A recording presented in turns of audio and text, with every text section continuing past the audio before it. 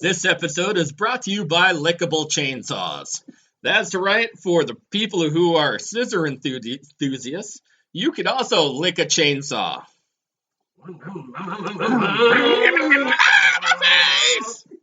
Let's put out this challenge right now. Oh yeah, absolutely. So here's the challenge that we're putting, and we're putting this out. Jared Samuel, his son, also Jason McManus, I know, is a part of the team. Yeah, his son EJ. His son EJ. Yep. EJ. Which, might I say, the sports show. The Assist Sports Podcast. You guys will find that on Facebook Live. Check it out. There's some great videos. McManus, also has joined them up as far as making baseball, football, hockey.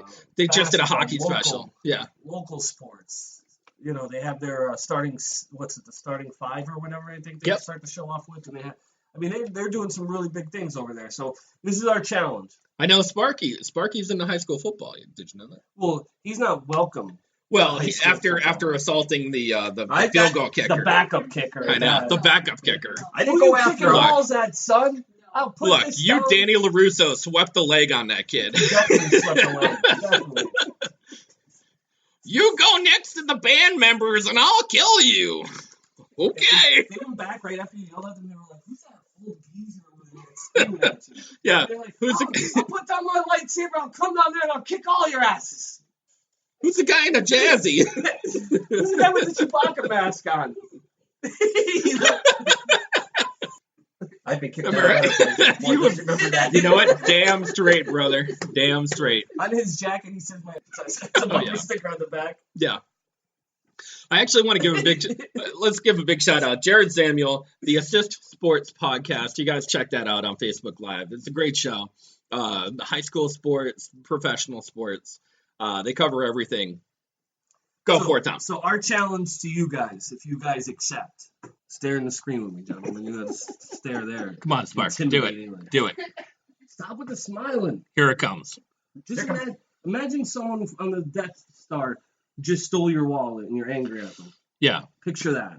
That man stole your wallet on the Death Star. The stormtrooper. We hate that. A stormtrooper actually hit you. Yes. Sucker punched you. Yeah. Stole your woman. Your sister could be. I don't know what Star Wars episode we're in. Yeah. Right, he made out with your sister. Anyway. Yeah, because you don't let another stormtrooper make out with your sister. That's true. Then make out with her. Yeah. At a Star Wars themed wedding. Yeah. Yes. Maybe even a convention. Maybe. A convention is... Maybe a convention. Convention is over the top. If you do that at a convention, you are my hero. That's true. And then you become my father.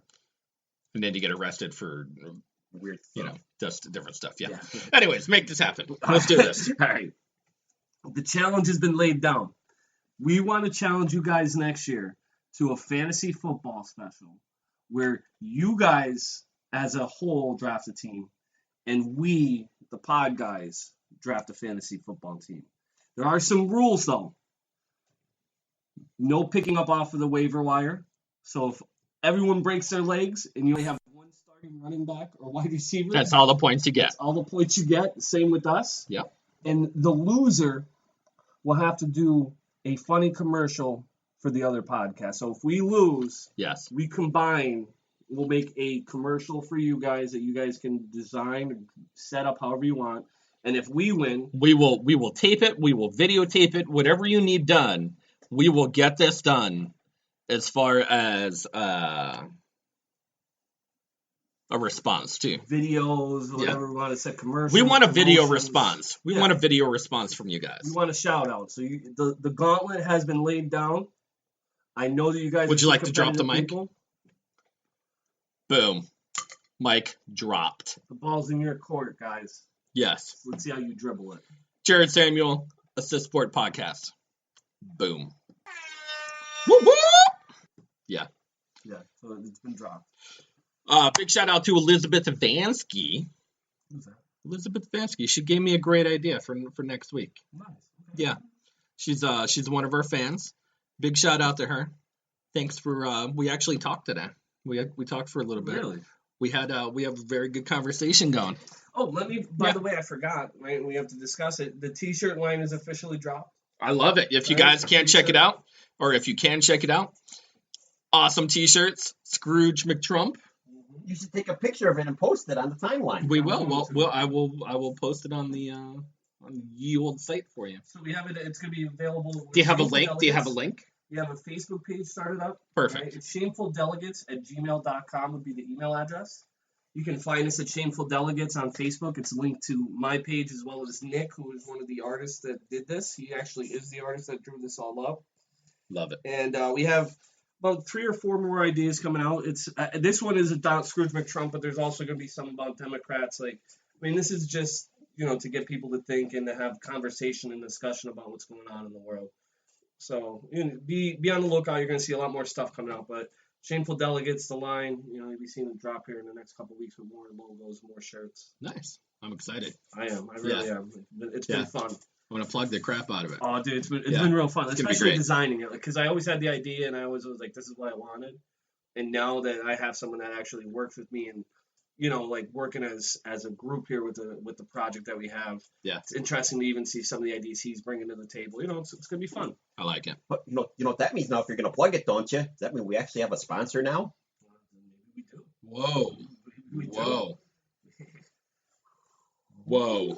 We're going corporate. All right, let's get into a little meat and potatoes since we are talking about this election coming up tomorrow. Local elections tomorrow. It's just unbelievable. And you know what else is crazy is they have some things on there they're talking about Kelsey Grammer was involved in a commercial. Kelsey Grammer. Yep. Right for just plug in delegates. But no. That was not Megan's Law. Marcy's Law. Marcy's Law. Oh, is that what it was? Yeah, Marcy's. Yeah. And they worded it really nice. Yeah. They worded it really nice on the ballot. Would you want a victim to be able to have more protections for themselves and more this and that? On the ballot, it looks really good. But I guess when you look at the actual wording of whatever it is, they basically don't want someone who is accused to be able to face their accuser on certain things.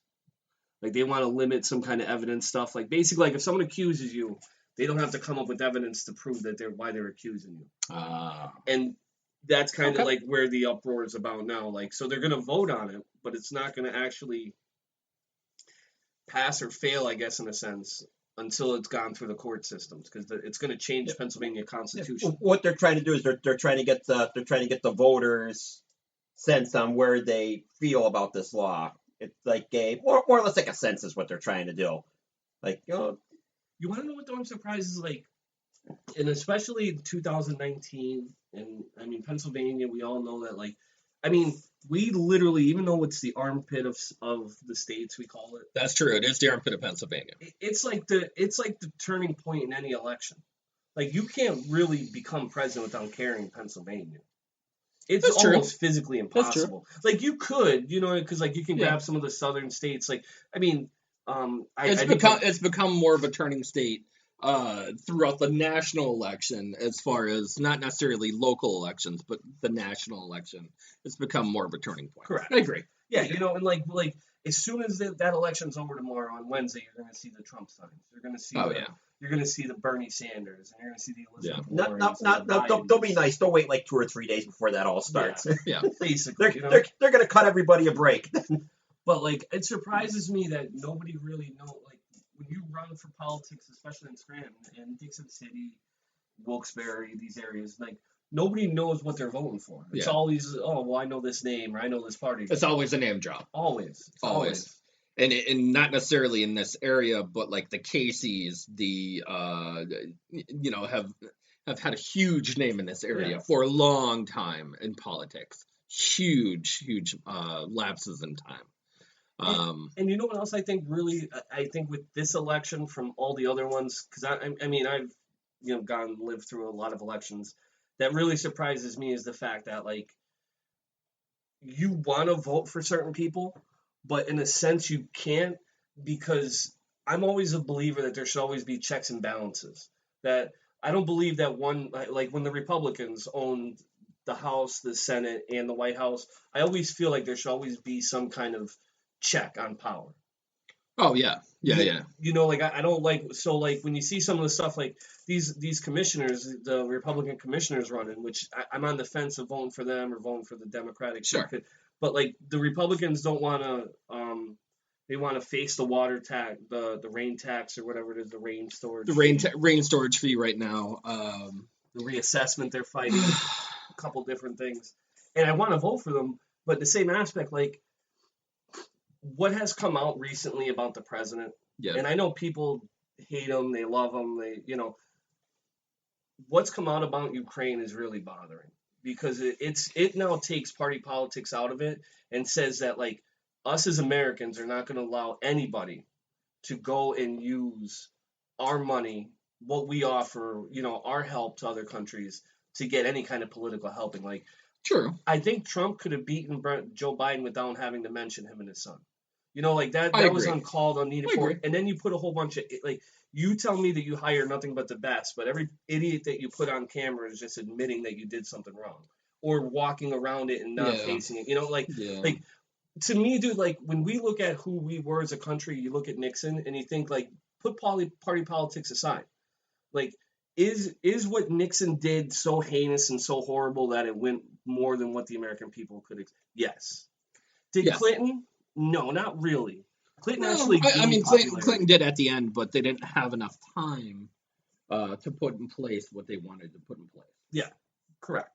Sure. But when you look at Donald Trump now, right, and everything that's going on, like, if it is found out that he's taking out the ambassador to Ukraine, and some of this other stuff, like, so they were saying how like he released the funds, but he only released the funds after this report came out. So he knew the report was coming. So to get ahead of it, let's release the fund. Like, it's not starting to look good, and it's not really someone that's party affiliated that's coming out with this. Like, if it was, Democratic senator from California that was saying this, I'd be like, all right, it sounds like a witch hunt. But now we're starting to get down to the point where these people are 40 years into the. They don't go to political parties because they don't want to be affiliated at this point. Well, see, then you got two sides of the not necessarily the political coin. But you have some people who are supporting what he's done, and then some people who condemn it as well. Did he do something wrong? I mean, the facts are there. He did do something. Mm-hmm. Everybody that can has his side had said buried him basically when he said that this is what because now it's going to go back to like he said something like, oh, this is what we did in the Northern Triangle. Now they're going to go back and find that happened in the Northern Triangle. Yeah, then it's going to go back to something else. Like it's always finger pointing. It's always like, oh, well, he did this. No. Well, he did this. No. Well, somebody else did it. But don't worry about what he did. It's like a magician's misdirect. Where you're trying to show a magic trick, you have a hot girl that's walking on over to the side, and then your eyes automatically go to the hot girl. It doesn't matter what you did. It doesn't matter if you shuffled the cards correctly. You already made the misdirect, and now Trump is going to do the magic trick. And you know what else I think that kind of is troubling about this whole situation is the fact that, like, as we look at Trump, okay, and I mean, look at, he's a whale in the ocean. Oh, yeah. And there are 5,000 nets out to try and catch him. Because 5,000 piranhas. Yeah, just trying to get at him. And I understand that. But in the same aspect, like, we all like John Gotti, even though he was a mobster. But you liked him because he was a mobster and he didn't play a good guy. Donald Trump's trying to play a good guy while he's trying to play a bad guy. He wants to tell you he's smarter than you because he went and used tax write-offs to write off his lawyer fees that he paid to Michael Cohen to pay for but now it's all coming out. Like, you shouldn't. Yeah. He should have just stayed in the businesses, stayed away from it all, and he should have laid back. He should have laid back. And I agree. I personally think, right, and this is a conspiracy, and I know, but like, I personally think that Obama, right, knew that Trump couldn't take some of the jabs that he threw at him at the end. When they were at their, the dinners or whatever, when he was saying that. And I think he knew, like, oh, if I can get him into this kind of an arena, he's going to drop the ball and mess up. And I like, just because Obama's that smart, like, I just think he's that intelligent to be like, like, we're going to get him in here. He's going to win the Republican nominee. He's not going to beat Hillary, but he's going to do something stupid to